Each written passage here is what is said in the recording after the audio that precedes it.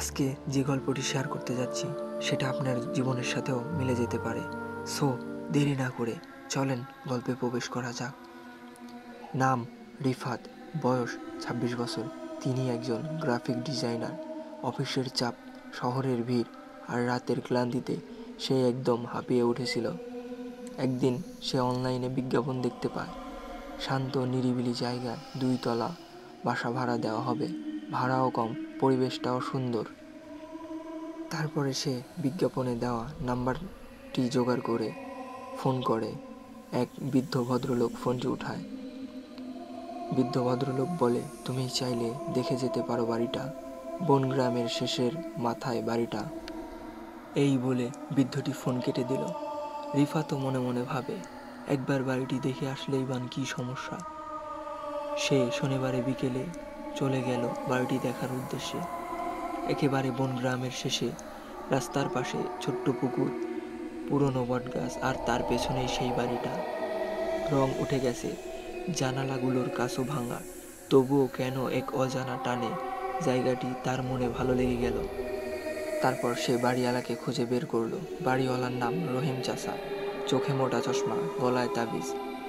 আর শুধু সে একটা কথাই বলল, ছেলে, সব ঘর ব্যবহার করবি, শুধু দোতলায় শেষের ঘরটা খোলা যাবে না, সেটার দিকে তাকানোও যাবে না। এই বলে রহিম চাচা চলে গেল। রিফাত হেসে মাথা নাড়ল, ভাবল, বুড়ো মানুষ সব কুসংস্কারে বিশ্বাস করে। তারপরে রিফাত চলে গেল।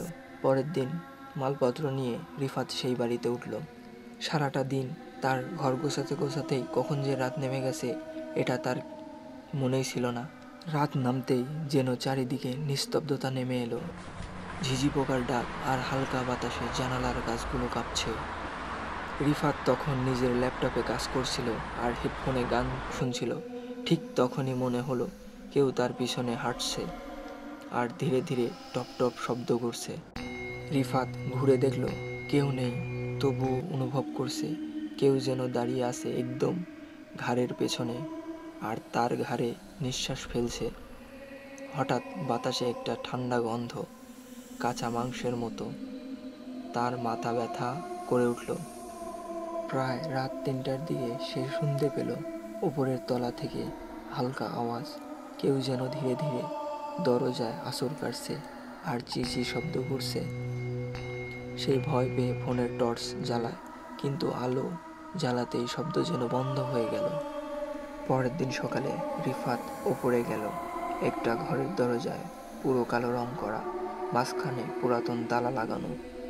দরজার পাশের দেয়ালে আঁচড়ের দাগ, কেউ যেন ভিতর থেকে বাহিরে আসার চেষ্টা করছে। দরজার ওপারে রক্ত দিয়ে একটা নাম লেখা, রুবিনা। তখনই রিফাতের গায়ে কাঁটা দিয়ে ওঠে। সে নিচে এসে রহিম চাচাকে জিজ্ঞেস করলো, ওই ঘরটা বন্ধ কেন চাচা? রহিম চাচা একটু থেমে বললেন, রুবিনা আমার মেয়ে ছিল, ও অনেক বছর আগে ওই ঘরটায় মরেছে। তারপরে ভাড়াটে কেউ বেশি দিন টিকতে পারে না।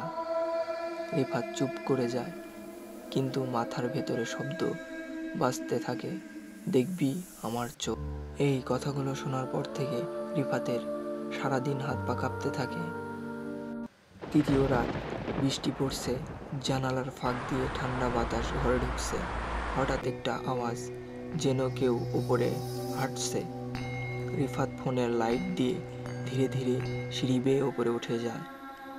দেখে কালো দরজাটা একটু খোলা, ভেতর থেকে কেউ ফিসফিস করে বলছে, তুমি কি আমার চোখ দেখবে?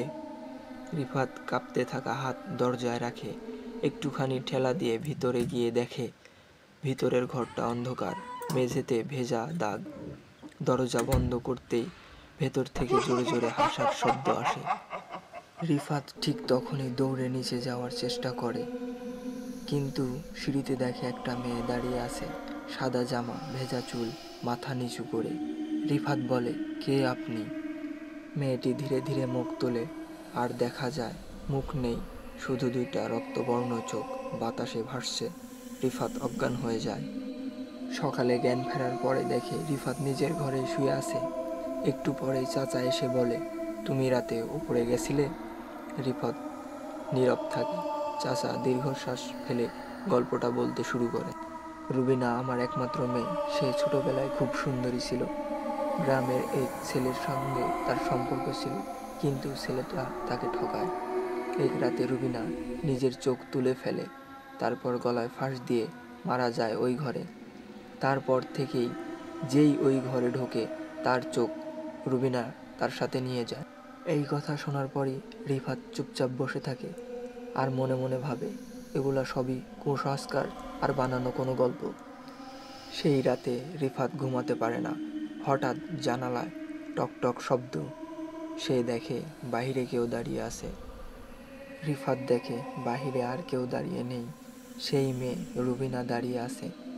কিন্তু এইবার আগের মতো না। এইবার রুবিনা শুধু হাসছে। রুবিনা হাসতে হাসতে বলে, আজ তুই দেখবি আমার চোখ।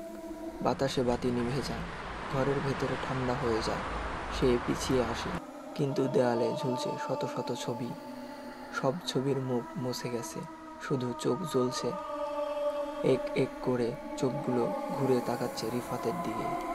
মেয়েটার কাছে এসে হাত তোলে, ঠান্ডা হাত, বরফের মতো ঠান্ডা। ছোঁয়া মাত্রই রিফাতের চোখ জ্বলতে থাকে। মনে হলো চোখ দুটো কেউ টেনে বের করে নিছে।